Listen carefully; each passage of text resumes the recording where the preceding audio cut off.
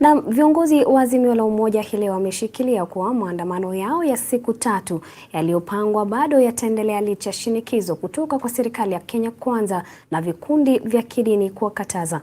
Viongozi hawa wakiongozwa na kiongozi wa wachache bungeni Opiyo Wandayi wamethibitisha kwamba wangeondoa tu hatua yao iliyopangwa ikiwa Rais William Ruto atapunguza gharama ya maisha kabla ya maandamano. Wandayi alielezea wasiwasi wake kwamba Kenya Kwanza inalenga kukabiliana na maandamano badala ya kushughulikia masuala ambayo yalikuwa yameibuliwa na upande wa upinzani. That the peaceful protests are planned for Wednesday, Thursday and Friday this week are on, as earlier declared by our leaders. These protests will go on in line with Article 37 of our Constitution, which, as you all know, provide for freedom of peaceful assembly and picketing. And no person, no authority has got the power to suspend the operation of Article 37 of our Constitution. Stop any conversation about anything else. Let us talk about food for our people. And that conversation will take place on Wednesday, on Thursday, and Friday. And if people are uncomfortable with that, I have a solution for them. Bring down the cost of living today.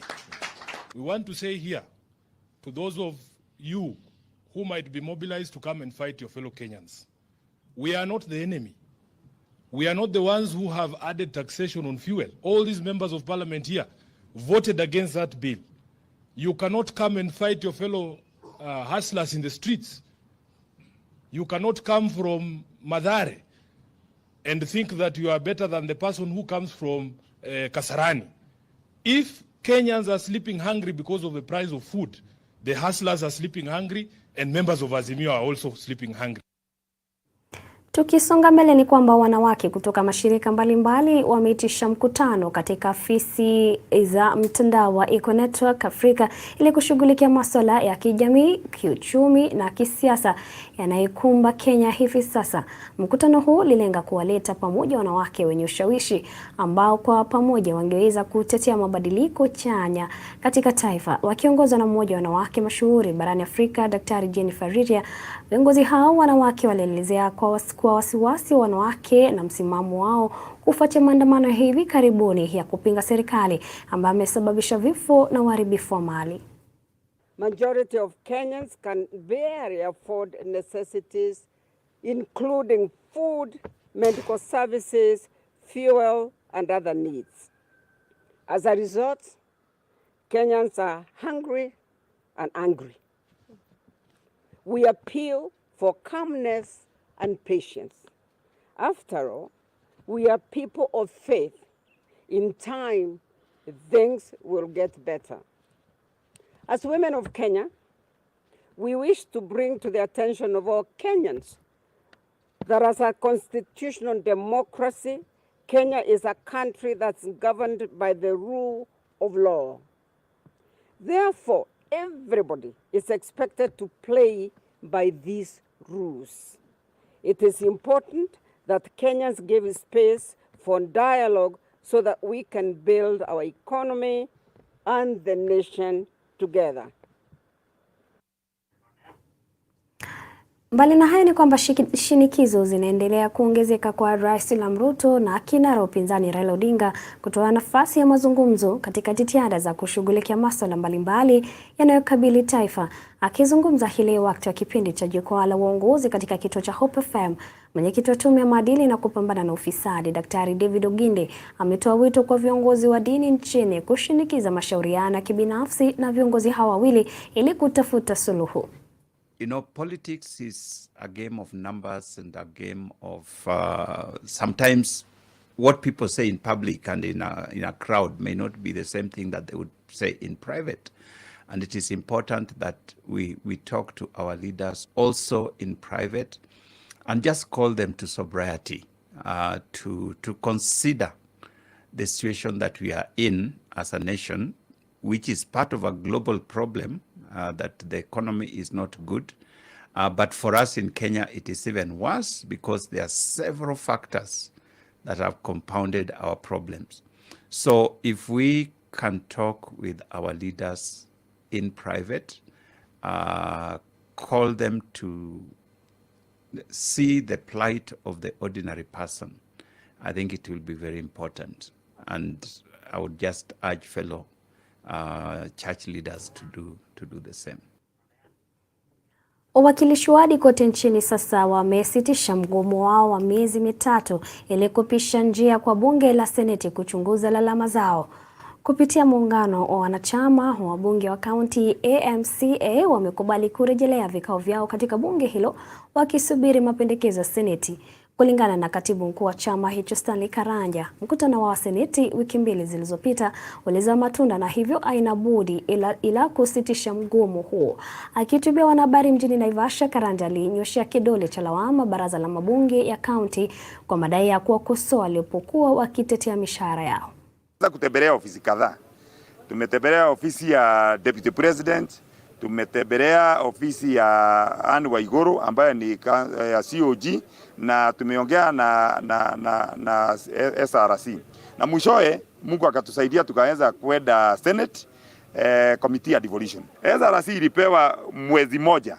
Kwa hivyo we are not calling off the strike. Kile tumefanya ni kwamba tumepatia Senate mwezi moja ili iweze kuwa ili tuambie progress. If at all there is no progress, definitely we go back to our strike. Sasa kuanzia kesho tuko assemblies ili sasa tukibizane na mambo ya budget. So kuanzia kesho mtatuona tukirudi katika bunge zetu, na pia tutakuwa sasa tukifanya ile kazi ambayo tulikuwa tumepewa na wananchi. Sio kwamba hatukuwa tunafanya, tulikuwa tunaifanya. The strike that has gone on since 3rd of May this year has been called off within the county assemblies within the country. It's been agonizing time because we know the work that the assemblies do. We know that this is the single unit that defends devolution at the base level. And we are saying that if the assemblies are not functional optimally, then we shall not have things working. Mbali na hayo ni kwamba Mary Wanyonyi ameapishwa rasmi kuanza majukumu yake kama mwenyekiti wa tume ya ugavi wa rasilimali CRA. Akila kiapo mbele ya Jaji Mkuu Martha Koome katika mahakama ya upeo, Wanyonyi ameapa kutekeleza majukumu yake kwa uadilifu na uaminifu. Aidha, Jaji Mkuu Martha Koome amemtaka Wanyonyi kutekeleza majukumu hayo kwa mujibu wa sheria na kwa kuzingatia maadili na uwajibikaji kwa umma. Tume hiyo inajukumiwa kuhakikisha ugavi wa mapato ya nchi kwa serikali za kaunti.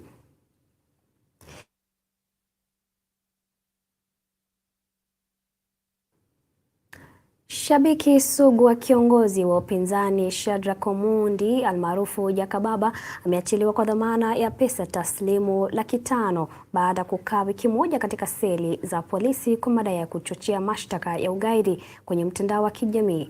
Jakababa aliachiliwa akisubiri uamuzi wa mkurugenzi wa mashtaka ya umma DPP kuhusu iwapo atafunguliwa mashtaka au la.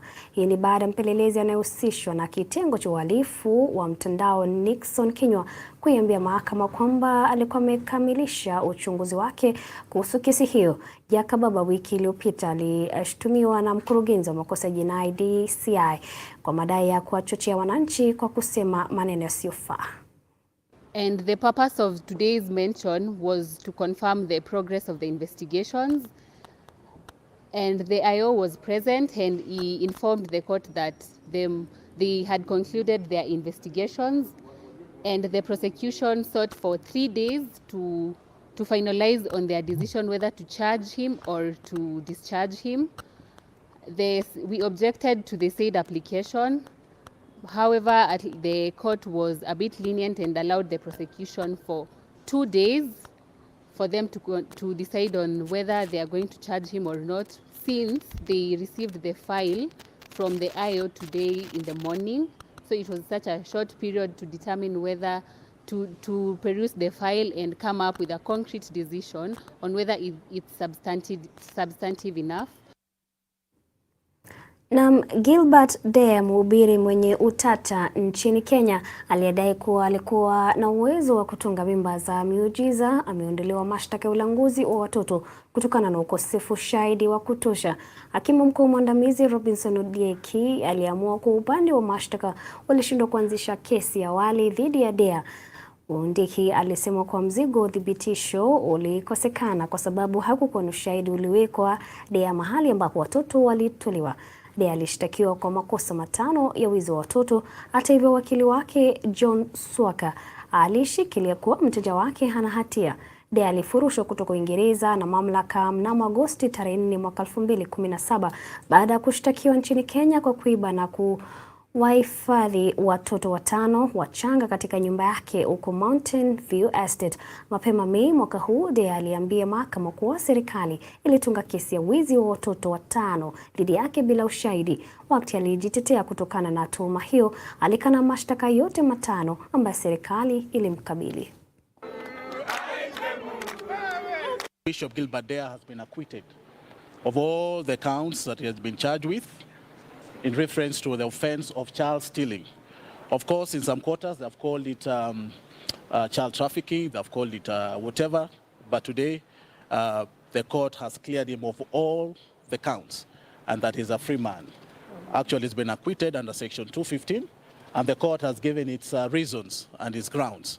And when you look at the reasoning of the court, then you realize that these were trumped up charges. These were charges that could not have stood. And if somebody was forthright and honest, Archbishop Gilbert Deya should never have been charged. Children which was claimed as stolen, the woman who was found with them was acquitted. Still, there was another power that forced the British government to bring me back to Kenya. In order for me to lose case of extradition, there was a fake order sent to the UK that I forged the case order here, which was not true. And that was the reason why I was made to come to answer the charges, which are now ended today.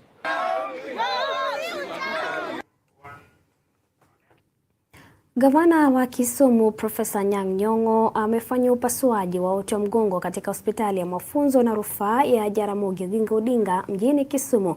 Akitumia ukurasa wake mtandao wa kijamii alasiri leo, Nyong'o alishukuru timu ya madaktari wakiongozwa na mkurugenzi mtendaji hospitali hiyo Daktari Julai kwa kufanikisha utaratibu huo. alifichua kuwa alikuwa amelazwa katika hospitali hiyo Ijumaa wiki jana kwa ajili ya upasuaji wa uti wa mgongo. Gavana Nyong'o alitaja operesheni hiyo kuwa ya kumfungua macho kwamba licha ya rasilimali chache, mfumo wa afya ya umma wa Kenya una uwezo wa kutibu baadhi ya hali ambazo wagonjwa mara nyingi hutafuta huduma kwingineko.